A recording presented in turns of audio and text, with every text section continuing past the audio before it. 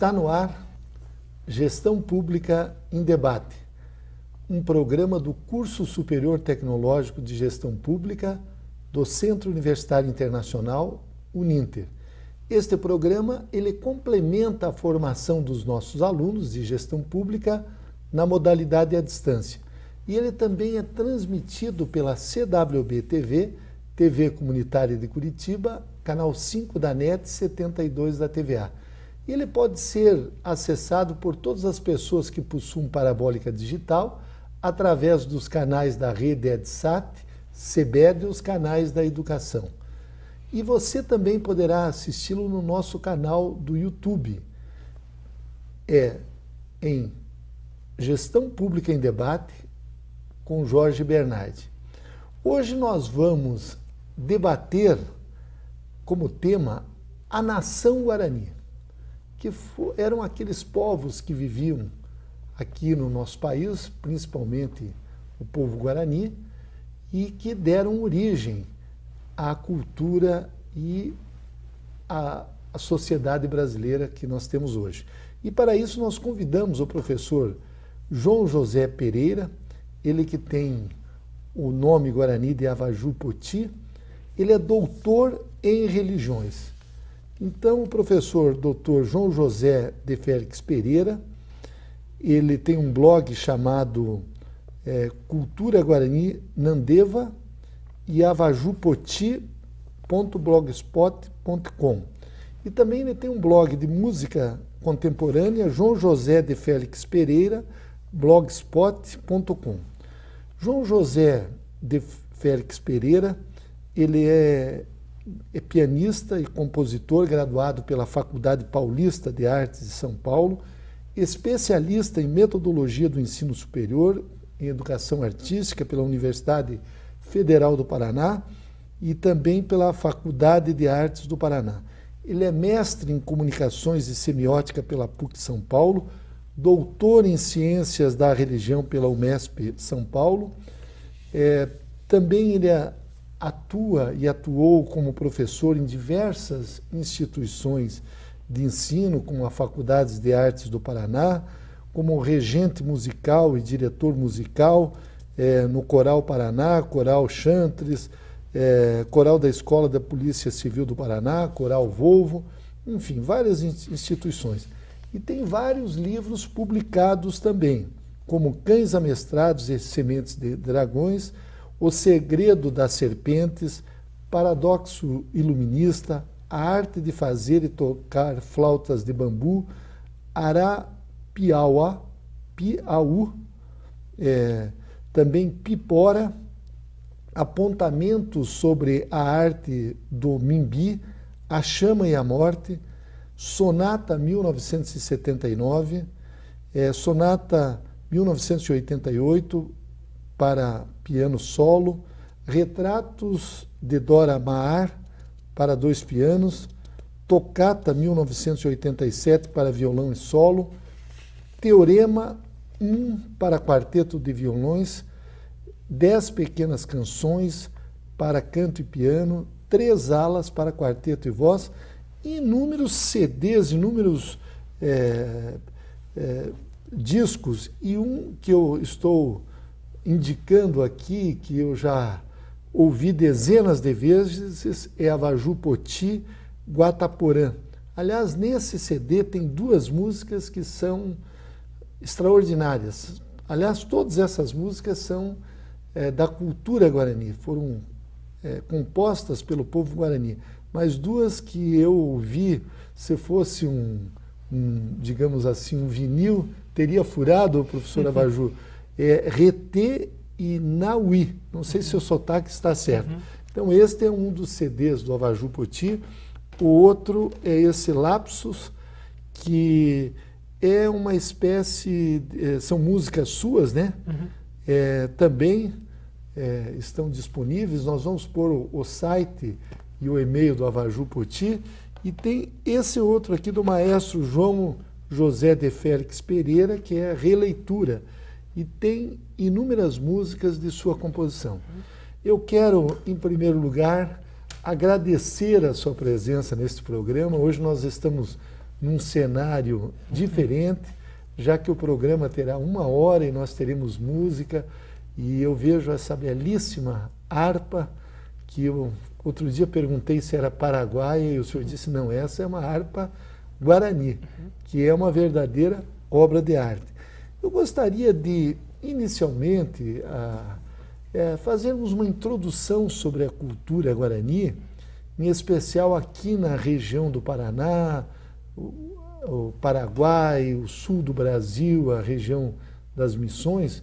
E depois que eu assisti aquela sua conferência, eu fui pesquisar mais sobre as reduções que nós tivemos aqui, principalmente no século XVII, que foi quando Curitiba foi fundada.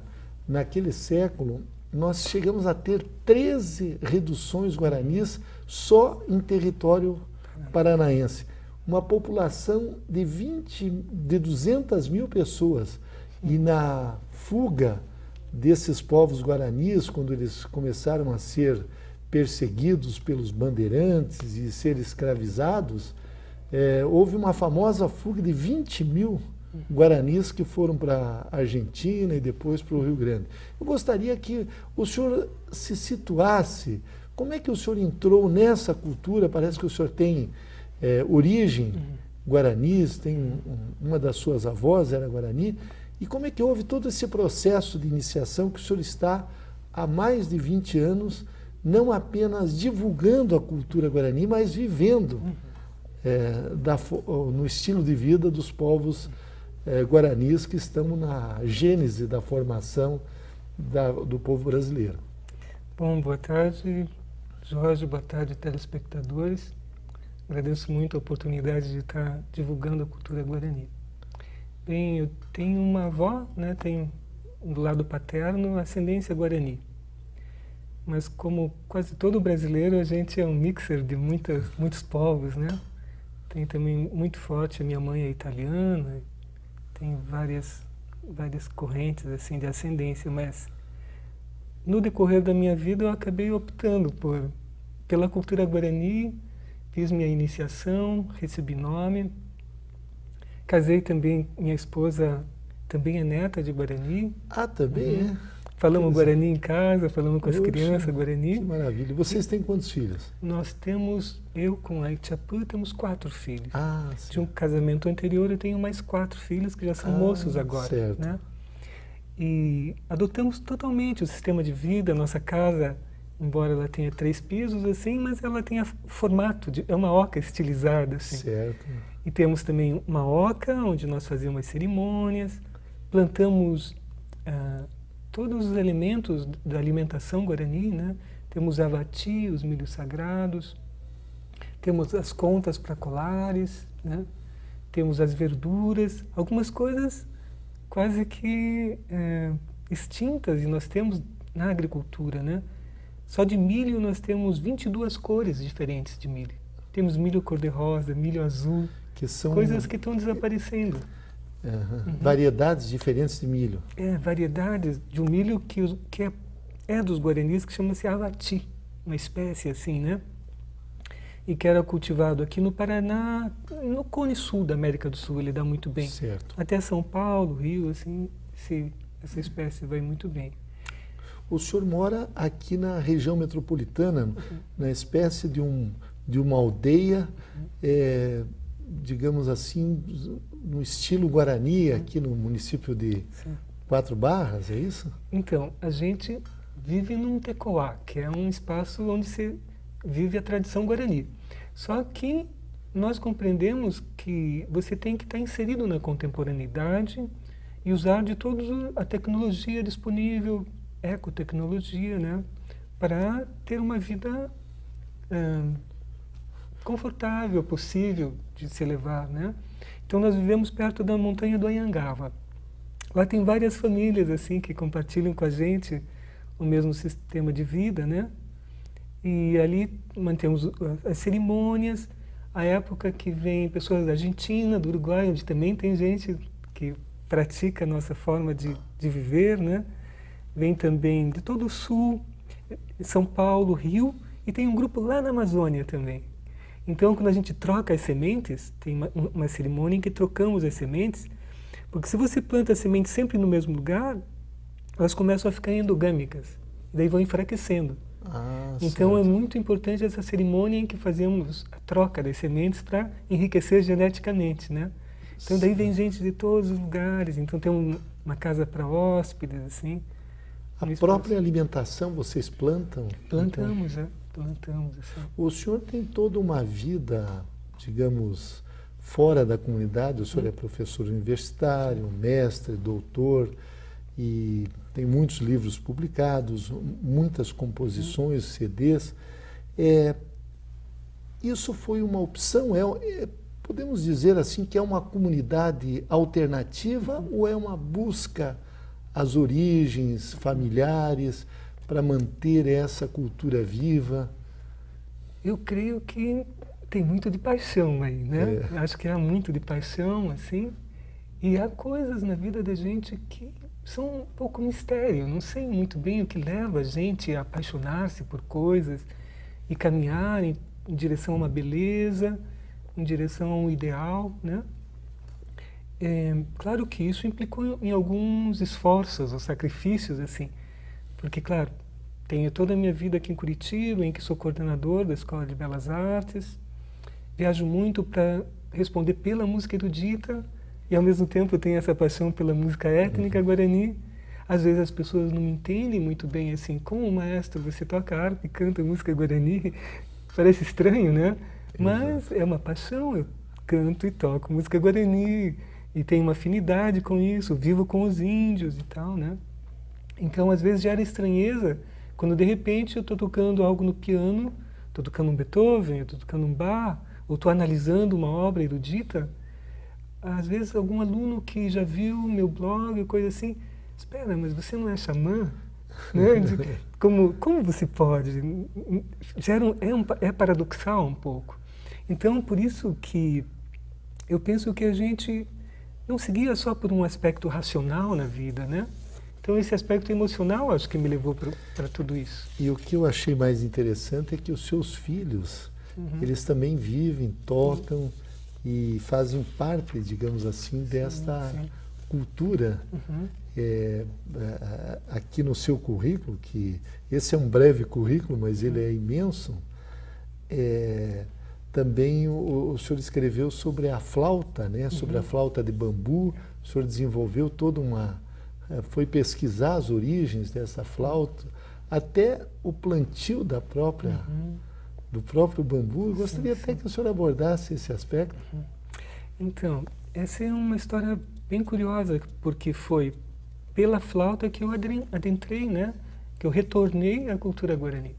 Na minha infância foi muito marcante, assim, conviver com minha avó, meus primos, que são aqui do litoral do Paraná. Sim.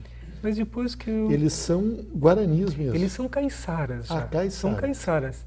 Mas meus bisavós eram guaranis já.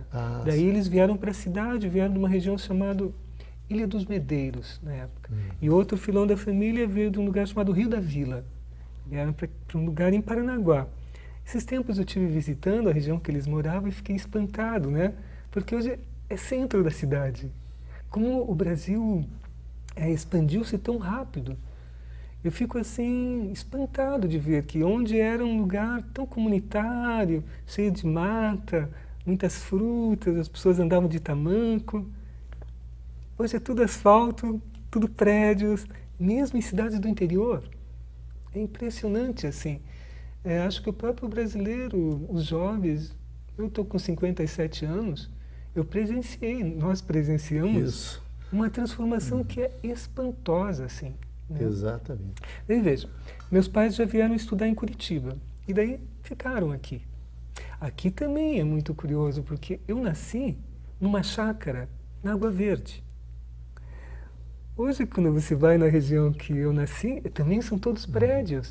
Eu me lembro que na frente da gente tinha o Solar dos Arnes, que também não tem, é tudo prédio. Não existe mais Água Verde, centro da cidade hoje, sei lá, é tudo cidade. Então o Brasil passou por uma transformação muito grande. E uma transformação cultural muito grande também. O fato de se expandir a educação, então... povos que ainda mantinham tradições. Meus primos viviam nadando, pescando de canoa. Hoje não, hoje eles trabalham em alguma instituição, né? Alguns deles não estudaram muito, outros estudaram um pouco mais, e isso já dá uma distinção entre eles próprios, no acesso às coisas que tiveram. Então foi se transformando tudo. E não só o indígena está desaparecendo, o indígena que vivia semi-integrado, hoje está totalmente integrado. Agora, professor, o senhor falou que o senhor é um xamã, o senhor fez uma iniciação. Essa iniciação, ela teve foi um processo, foi um período. Como é que é essa iniciação? Porque o xamã, ele é uma espécie de um pajé de uma tribo, ele tem um conhecimento ancestral. Eu gostaria que o senhor abordasse esse aspecto dessa sua iniciação, como é que ela ocorreu, e isso efetivamente transformou a sua vida e a forma do senhor viver em sociedade também, né? Sim. Então, através da flauta, fui buscando o conhecimento da flauta, um mestre da flauta, um senhor já bem idoso, chamado Quaraiju, na região do Rio Branco, que é a nascente do rio Itanhaém, no litoral sul de São Paulo. Eu estava fazendo o meu trabalho de mestrado. Estava fazendo sobre uma obra de Richard Strauss, que chama-se Metamorphosen, que tem uma conotação com uma obra de Goethe e uma genealogia que retorna a Bach, a oferenda musical de Bach. Depois vai para Mozart, passa para o Prometeu de Beethoven e é trabalhado em Metamorphosen de Richard Strauss. E esse mesmo tema, depois Villa-Lobos trabalha nas Baquianas, né? Estava pronto o meu trabalho, fechado, meu mestrado. Só que para relaxar um pouco, eu pegava o rio Itanhaém, subia de barco, ia lá com os meus ancestrais, nadar um pouco, cantar um pouco na casa de reza, né? Mas era um lazer, assim, tão tenso. Eu sempre morei afastado das cidades, mas ia lá na PUC em São Paulo, voltava para Itanhaém, daí relaxava um pouco os guaranis. Essa era a minha ideia. Só que daí eu vi Quaraiju fazendo flauta, tocando flauta. Falei, que coisa encantadora essa arte. É inacreditável que possa existir isso. Daí quis aprender com ele. E nisso de ir aprendendo, fui me envolvendo, nem me percebendo assim, né? Quando vi, estava totalmente mergulhado nisso. Cheguei na PUC, eu vou fazer meu trabalho sobre a música guarani. O senhor abandonou a dissertação? Estava pronto, eu falei. Meu orientador é o Arthur Nestrovski, ele é o crítico de música da Folha de São Paulo. Até hoje ele ainda é. Daí eu cheguei para o Arthur, eu quero fazer meu trabalho, está pronto esse trabalho, vamos guardar, um dia ele pode ser editado, um tributo a toda a minha formação erudita, mas não existe nenhum trabalho feito sobre a música guarani ainda. Nenhum povo indígena do Brasil teve sua arte apreciada, e eu te digo, o que eles fazem é maravilhoso.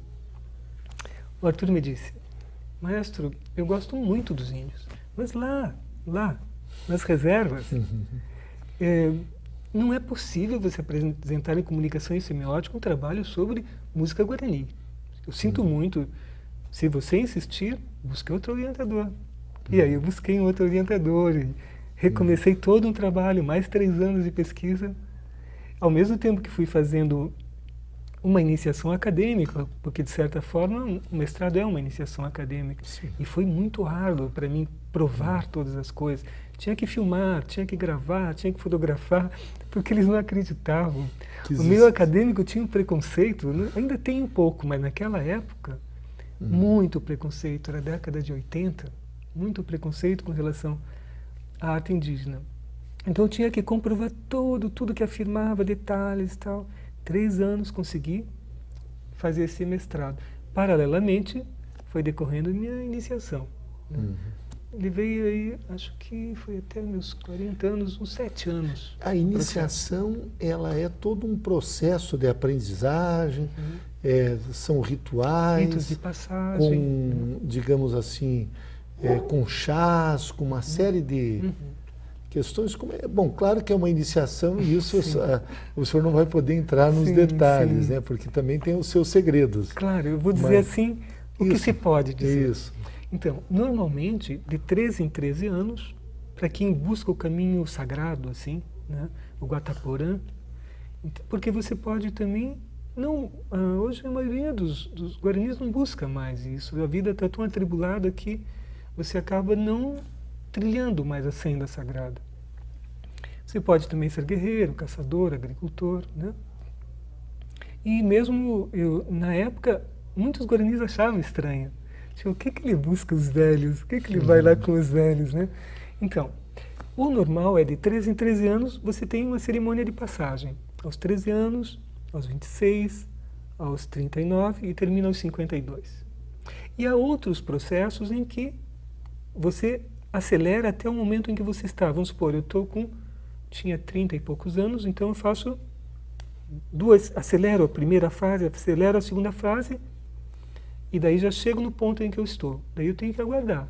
As outras eu tive que retornar, sempre, frequentemente, até meus 52 anos. Fechei esse ciclo, né? Agora eu sou um tujá, não preciso tujá mais... É uma espécie, um xamã já mais alto nível? A denominação como xamã é Umburuvichá. Tujá é incrível, né? Mas para eles, a partir dos 52 anos, você já tem tua vida livre. A experiência. Seria como não ancião, porque seria ancião, uma coisa como um ancião. Sim. Tipo, agora as tuas obrigações sociais estão quites. Você pode viver totalmente a espiritualidade. Então, por esse lado, eu poderia estar vivendo totalmente minha espiritualidade. Só que na nossa sociedade não tem isso. Exatamente. Né? Nós nunca temos esse tempo para viver assim. Então, nesses dois mundos que a gente vive, né? Das obrigações guaranis eu já não tenho mais. Inclusive a tia Pã está assumindo quase todo o trabalho. Que é a sua esposa. E me diz meus uma coisa, filhos, né? E qual é a música que marca esse período que o senhor poderia tocar para nós, até explicar um pouco a respeito desta harpa, que para nós leigos parece uma harpa paraguaia, mas pelo que o senhor já nos explicou, essa é uma harpa do período das reduções jesuíticas, do período dos povos guaranis, e que tem algumas características especiais, né?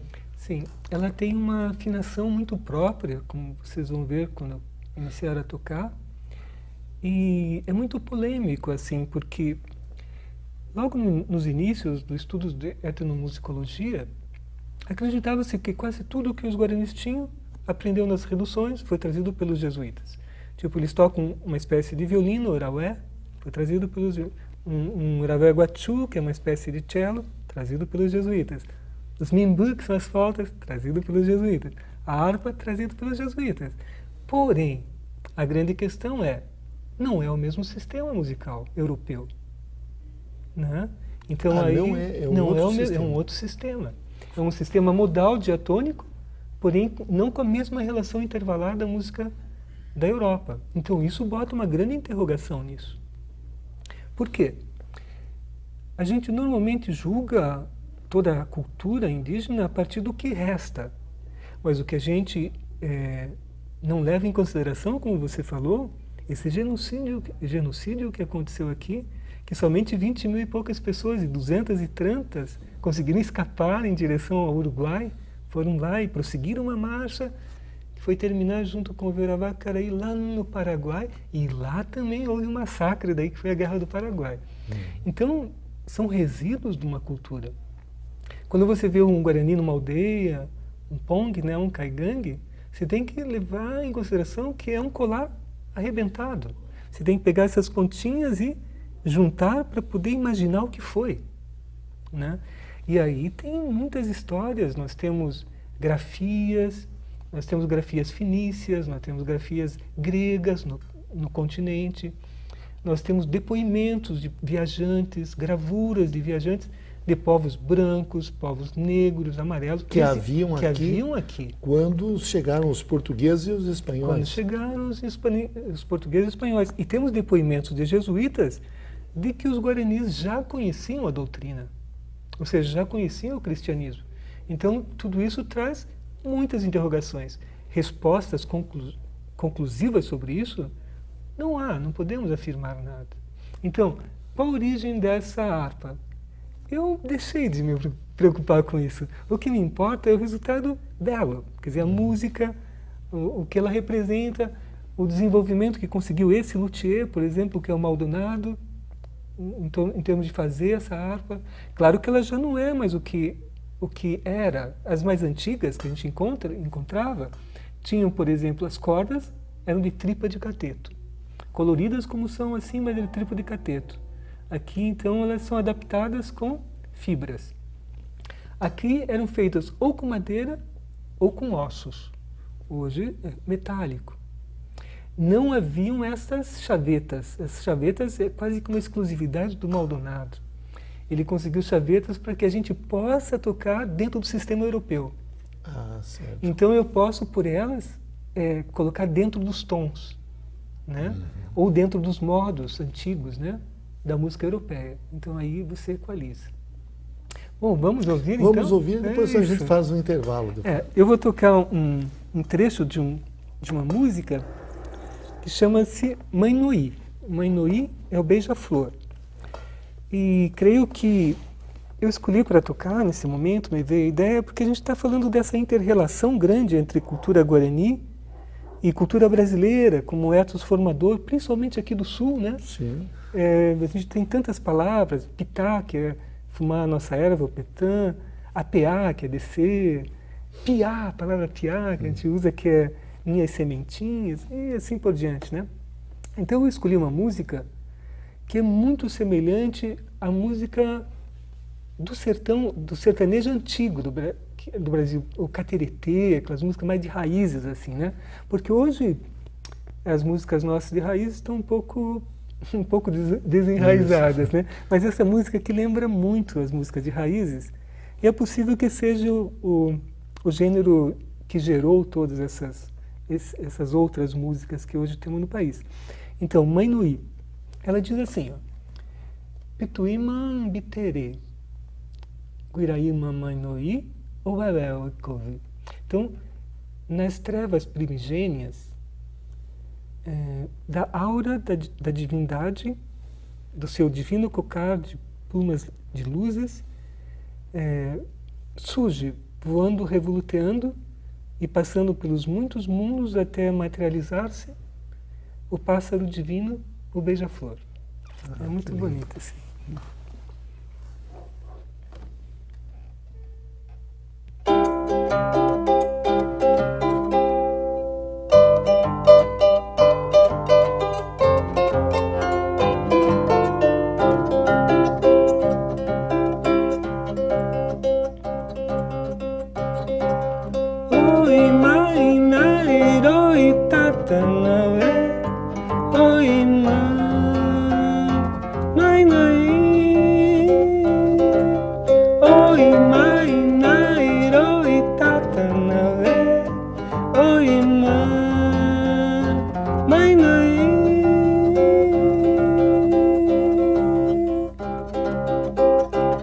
Pituíma Biterê, Guiraíma Mãe Noí, Oba Ecovi.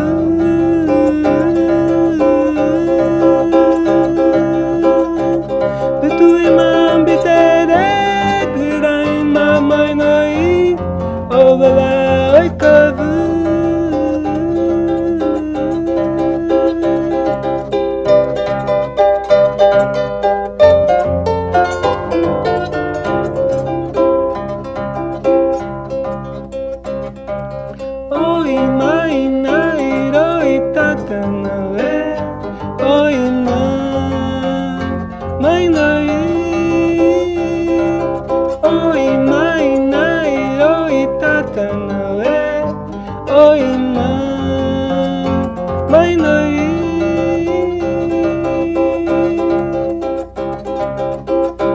Oi, Varapu, Mbai, Quagui, Guiraíma, Mãe Noí, Oba, Ecovi.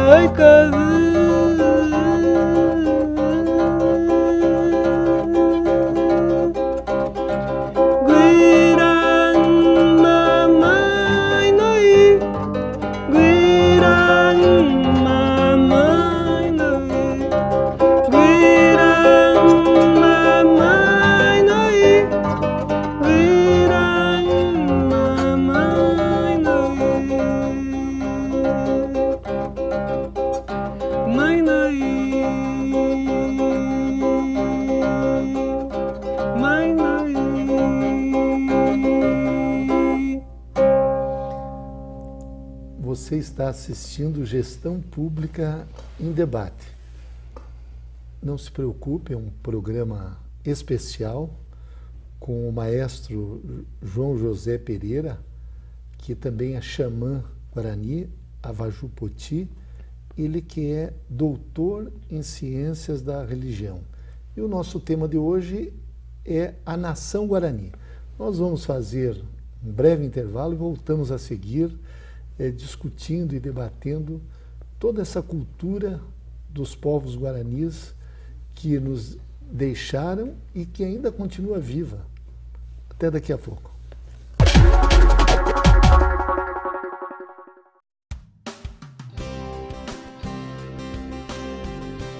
Você vai conhecer agora uma experiência educacional inovadora e revolucionária que abre uma nova perspectiva de oportunidades na construção de um novo paradigma educacional pós-moderno. Bem-vindos ao Grupo Educacional Uninter, uma corporação pioneira, repleta de inovações e grandes oportunidades. Com sede em Curitiba, uma das melhores cidades brasileiras, o Grupo Educacional Uninter possui 5 campi presenciais e 4 unidades corporativas. Está presente em todos os estados brasileiros. São mais de 450 polos de apoio presencial. O Grupo Educacional Uninter já nasceu com vocação empreendedora e continua crescendo. A empresa atua no mercado há mais de 15 anos e se atualiza constantemente, o que permite dar respostas rápidas às demandas do mercado. Um grupo jovem e arrojado e tem realizado investimentos tecnológicos consideráveis, além de se dedicar sem limites na oferta de soluções inovadoras em educação para o Brasil e o mundo. Proporciona excelência em atendimento aos mais de 150 mil estudantes matriculados, muito além dos padrões educacionais de qualidade propostos. Assim, gradualmente, o Grupo Educacional Uninter transformou-se em uma marca de qualidade na prestação de serviços educacionais. Grupo Educacional Uninter. Soluções inovadoras em educação. Se você quer fazer sucesso na sua carreira profissional, entre em cena e dê um show. Estude no Uninter, um dos maiores grupos de educação do Brasil. Com unidades presentes em todo o Brasil, o Uninter oferece cursos de graduação e pós-graduação à distância com valores que cabem no seu bolso. E uma equipe de professores, mestres e doutores com ensino de qualidade comprovada. Brilhe na sua carreira profissional. O Uninter é referência em educação. Acesse uninter.com e inscreva-se. Retornamos com Gestão Pública em Debate, um programa do Curso Superior Tecnológico de Gestão Pública do Centro Universitário Internacional Uninter. Este programa ele complementa a formação dos nossos alunos de gestão pública na modalidade à distância. Ele também é transmitido pela CWB TV, TV Comunitária de Curitiba, canal 5 da NET, 72 da TVA. E ele pode ser acessado por todas as pessoas que possuem parabólica digital através dos canais da rede EdSat, CBED e os canais da educação. E você também poderá acessá-lo no YouTube, no nosso canal que se chama Gestão Pública em Debate com Jorge Bernardi. Hoje nós estamos tratando do tema Nação Guarani. Para isso nós convidamos o maestro João José Pereira, que também é xamã Guarani, com o nome de Avaju Poti. E o tema é, como eu disse, a Nação Guarani.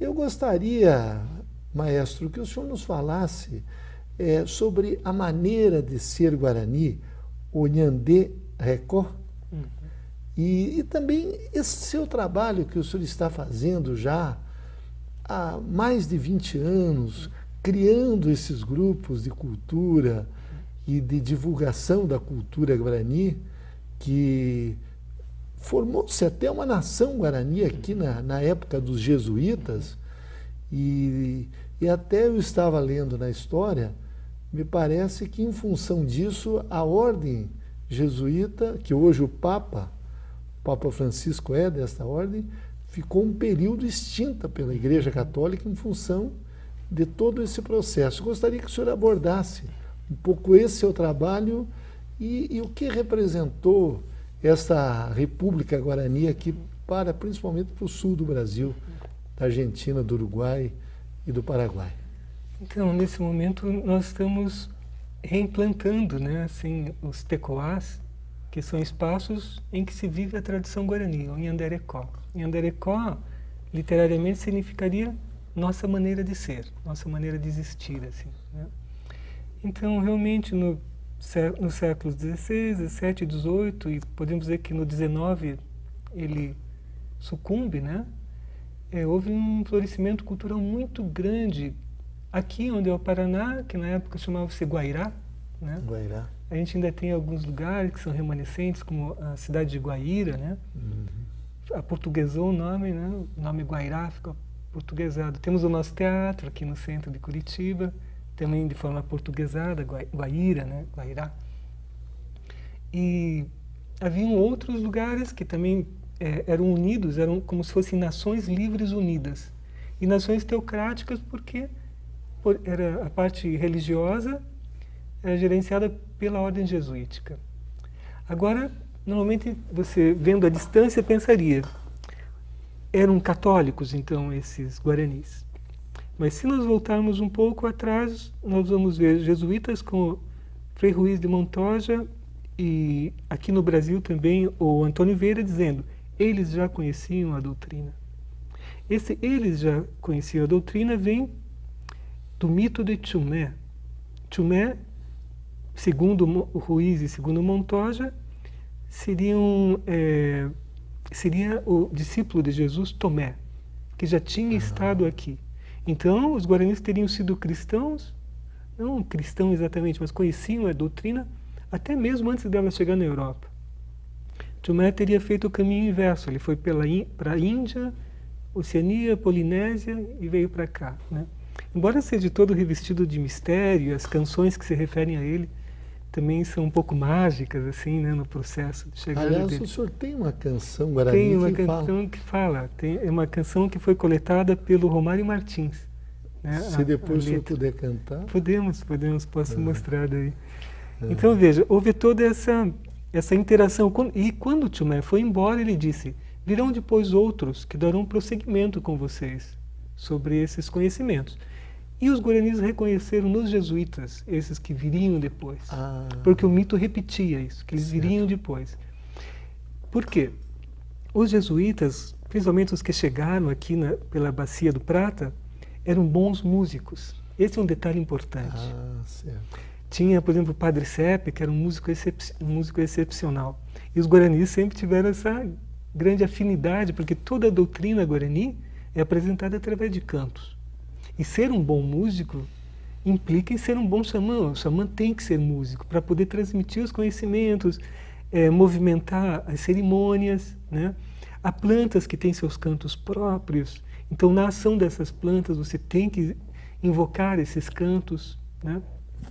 Quando chegaram os jesuítas, primeiro, não tinham armas. Já foram vistos com muita simpatia.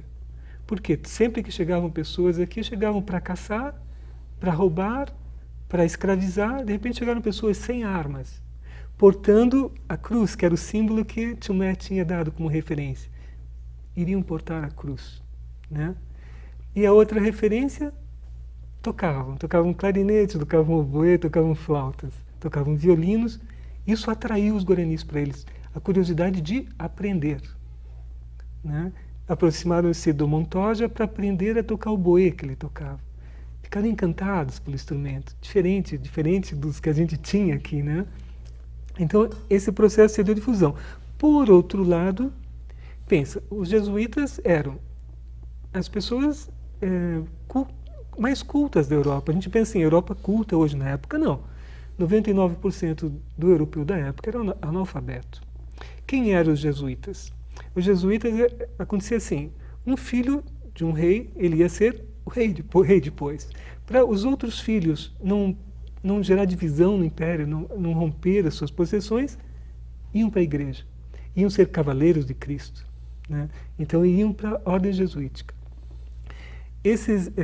Normalmente os padres que iam para cá tinham grande conhecimento de música, porque durante toda a sua juventude aprenderam música, e também eram destros em armas, né?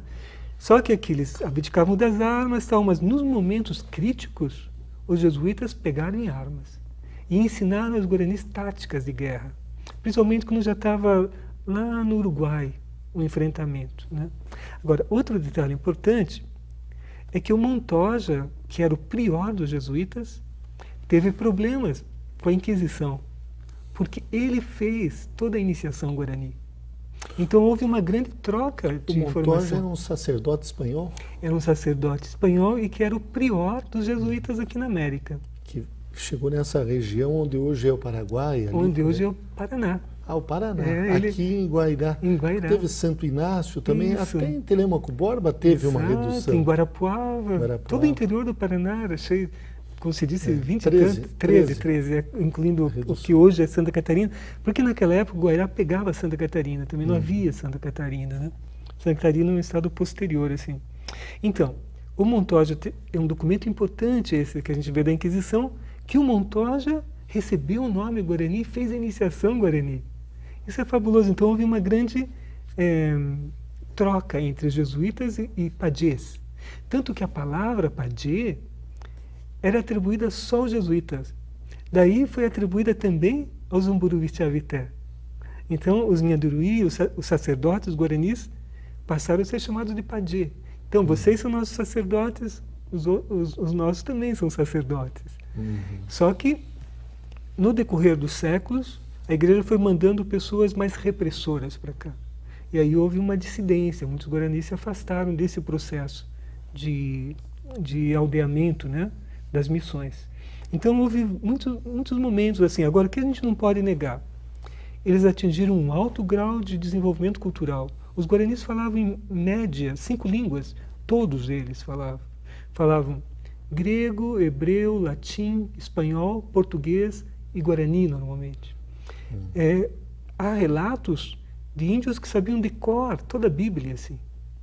Claro que é um conhecimento escolástico, pegavam os menininhos e só soltavam eles lá pelos 20 anos, né?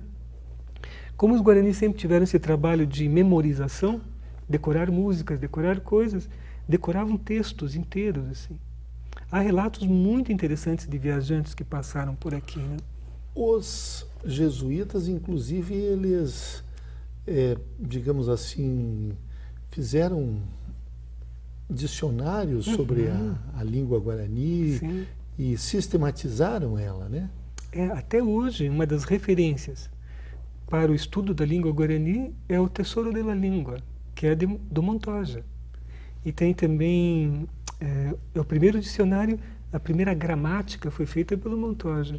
E até hoje é uma referência, assim, quando você quer estudar Guarani antigo, as raízes do Guarani, vai a Montoya. O senhor falou de que havia um mito aqui, de que São Tomé, que foi um dos discípulos de Jesus, esteve por aqui. Isso facilitou o trabalho dos jesuítas, porque tinha como símbolo a cruz. Mas me parece que eram vários povos que haviam aqui, entre guaranis, caigangues, tupis, e eles, embora tivessem, digamos assim, uma cultura em comum, mas as línguas eram um pouco diferentes. Eu creio que houveram levas migratórias diversas para a América, né? O mito, usando a linguagem mítica, diz que os povos mais antigos, quando os guaranis chegaram aqui, já haviam povos negroides aqui, negros, né? Cujos remanescentes são, por exemplo, os charruas, no Uruguai. E também há referência que haviam povos vermelhos e que esses povos eram os tupis. Fica estranho para a gente, porque os tupis não são vermelhos, são bronzeados hoje, né? E que mais tarde vieram as levas mongólicas. Os mongólicos vieram depois. E que eram extremamente aguerridos e destrutivos e que dominaram tudo. Então, hoje em dia, nós temos uma predominância étnica mongólica entre os povos da América. Mas segundo o mito guarani não era assim. E segundo o mito, os guaranis do tronco carió eram brancos. Tanto que Cabeça de Vaca disse, né, quando esteve na ilha de Santa Catarina, que na época era a ilha do Desterro, há vikingos nesta terra del Desterro, ou seja, há vikings nessa terra do Desterro. E o Orejanas, quando ele entrou no rio Maranhão, ele disse, há Amazonas nesse rio del Maranhão. E tanto que ficou depois o rio das Amazonas, aí ficou Amazonas o rio. O rio Amazonas mesmo. E na verdade ele achou que tinha então gregas Amazonas, lendárias Amazonas, porque eram cariós. Né? A referência que ele tinha de branco, então, eram estranhos, porque não eram o branco europeu, era um branco diferente, né? Então, formam vários troncos linguísticos que são absolutamente estranhos entre si. Né? Como a gente tem no continente europeu, eslavos, latinos, um caigangue fala uma língua totalmente diferente de um guarani. Totalmente estranha, assim. Agora, tem uma canção guarani, que foi coletada pelo Romário Martins, que fala justamente deste mito de São Tomé, que, se o senhor pudesse cantar uma partezinha, só para e depois traduzir para nós, para lembrar isso, foi há quase um século que... Esse canto, segundo Romário Martins, era o dialeto hispânico, dos dialetos hispânicos, né, das várias línguas que se falava aqui. Então, o dialeto hispânico dele Guairá era a língua hispânica que se falava aqui no Paraná. Essa era a língua corrente no Paraná antes de ser o português, né? Então, eu vou tocar o trechinho mais interessante, que é porque é um canto muito longo, que fala, é uma epopeia, assim, né? Sim. E fala do momento que Tomé chega aqui, aqui no Rio Paraguai, na verdade.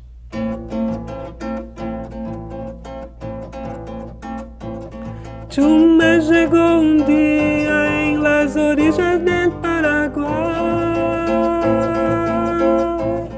hablando guaraní en su sabio predicar, hablando guaraní en su sabio predicar, hablando guaraní en su sabio predicar. Hey yo, hey yo, hey yo, hey yo, hey, hey, hey, hey, hey.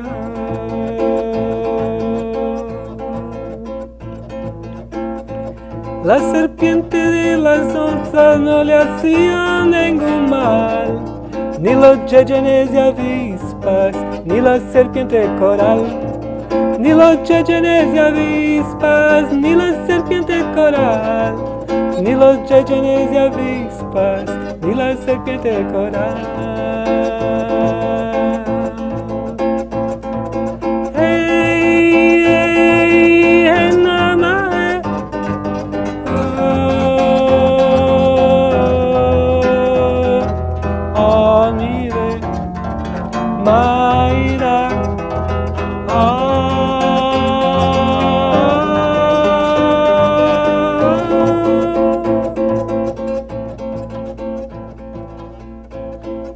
Agora eu vou dar um salto, né, no canto e vou pegar o trecho em que fala da partida do Tomé. Ah, tá. Porque assim como ele chegou, exerceu sua missão aqui, né, sua proposta e seguiu. Foi embora. Foi embora. Então, aqui o trecho que ele se despede.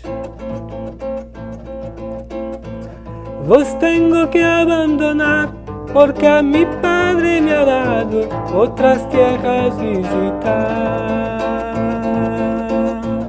En recuerdo de mi estada, un regalo les voy a dar, que la yerba paraguaya que por mí bendita está, que la yerba paraguaya que por mí bendita está, que la yerba paraguaya que por mí bendita está.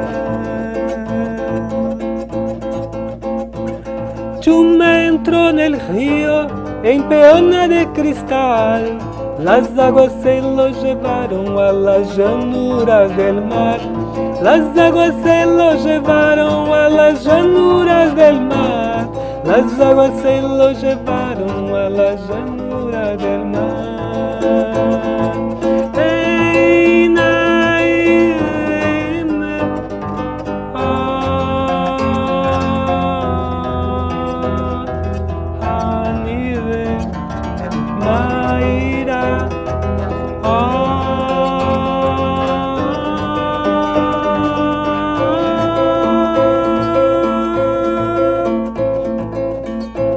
Los indios de su partida no se pueden conformar y al cielo siempre están pidiendo que vuelva Chumé, que vuelva Chumé, que vuelva Chumé, que vuelva Chumé, que vuelva Chumé. E assim segue. Muito bem. Então, nós estamos entrevistando o maestro João José Pereira Avaju Poti, ele que é doutor em ciências das religiões e também ele é um xamã guarani. Estamos falando sobre a nação guarani. Eu gostaria que o senhor, agora estamos quase no final do programa, infelizmente, que o senhor falasse um pouco a respeito desse estilo de vida guarani, desta divulgação da cultura guarani e do Nhande Recô. Parece que falar meio acaipirado é falar guarani. Na verdade, o sotaque nosso, falando português caipira, sim, é o sotaque guarani. Né? O R é brando, tipo, você não falaria rato, você falaria rato. Rato. Recó, Nhande Recó. Isso. Né? Aliás, na primeira música que o senhor tocou, dava para ver bem aquela modinha de viola, né? Sim, e aqueles is aguturados, assim. Por exemplo, o curitibano não tem consciência, mas ele fala com sotaque guarani a palavra Curitiba. É? Um português diria Curitiba. Isso. Esse ti É esse do Guarani. ti é guarani. Porque curi é pinhão. Uhum. Curiti é o pinheiro, a mãe do pinhão. E Curitimbá, Pinheiral, é o nome da cidade. Certo. A gente fala com sotaque, né? Uhum. Bem, então, eu acho que a maneira de ser guarani, de viver guarani hoje, vem de encontro ao anseio principalmente dos jovens, assim. Porque o que seria viver em Nhande Recó? Seria buscar um lugar que você tenha ar puro, água pura, terra pura, alimentos são e uma maneira, um processo de vida são, em que você tenha autossuficiência, autossubsistência, né? E hoje há disponível muita ecotecnologia para a gente. Você tem energia solar, você tem rodas da água que garantem num espaço tua independência de existência. Então, principalmente no Uruguai, nós temos lá mais de umas 300 de tecoás. É o lugar que mais floresceu. As pessoas estão vivendo nesse estilo. Dessa maneira. E são pessoas que estão vindo das cidades, não só descendentes de Guarani. Muitas pessoas estão vindo assim. E, inclusive, foi em janeiro do ano passado, nós tivemos lá num encontro. Bem, me lembro até que eu e minha esposa e as crianças estávamos fazendo uma cerimônia no campo, assim, em torno do fogo. Chegaram os repórteres do jornal La Nación, o principal de lá, nos colocaram na capa do jornal, assim, que acharam demais. E a reportagem era: o Uruguai está sendo um país pioneiro no mundo nessa intenção dos jovens de deixar as cidades e o sistema de vida que se tem na cidade. Porque dizem que na Europa e tudo, os jovens estão buscando essa forma de vida, os que não estão se perdendo, nós estamos perdendo muitos jovens hoje em dia, né? Mas os que estão ainda com força para retomar uma nova existência, muitos estão indo para os nossos tecoás. E você sabe que não é uma coisa muito estranha, porque no passado isso já aconteceu. No período das missões, muitos jovens anarquistas da Europa, pintores, músicos, também vieram morar nas missões. Okay. E agora está acontecendo um fenômeno muito parecido, assim, não? E vocês têm uma rede dessas comunidades. O senhor falou que trocam as sementes uma vez por ano. Sim. Tem no Amazonas, tem em várias partes do Brasil. E olha, de novo, a tecnologia nos auxilia, né? Temos a internet, que podemos estar todos os dias conversando e discutindo os temas que temos. Temos o avião, né? Eu posso estar aqui, daqui a poucas horas posso estar em Córdoba, na Argentina. Então, nós não somos saudosistas de um passado, não estamos voltando um passado. Nós estamos trazendo uma forma de viver que era sã para o presente, assim, sem negar essa existência no presente, né? Inclusive um incentivo, porque muitos jovens vêm assim, venho para a comunidade, eu quero viver só aqui, não quero uma relação com... Não, se você ficar só na comunidade e não se relacionar com o mundo, você está criando um sistema fechado. Você daí está sendo um fugitivo. Você está fugindo do mundo. Então você tem algum problema que você precisa se resgatar. Sim. E voltar para o mundo. Porque se nós estamos no planeta Terra, nós temos que interagir com ele, senão nós negligenciamos nossa existência aqui. E eu creio que essa minha paixão e tudo faz parte dessa minha vontade de contribuir com o mundo, com alguma coisa. Eu incentivo nos jovens que nos procuram, não venha buscar alienação, né? Tudo bem, se você está com um problema, vão tentar te curar aqui, mas você tem que voltar a interagir com o mundo, porque estar no planeta Terra implica interação com o mundo, né? Então, nós fizemos um programa especial hoje de Gestão Pública em Debate com o maestro João José Pereira, xamã Guarani, cujo nome é Avadiu Poti. Acertei agora o sotaque? E o tema foi a nação Guarani.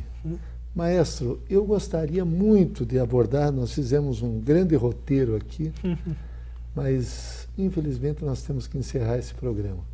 Agora eu quero dizer que eu não tenho dúvidas de que o senhor contribuiu muito na formação dos nossos alunos. Muito obrigado. Muito obrigado, Jorge. Eu que agradeço.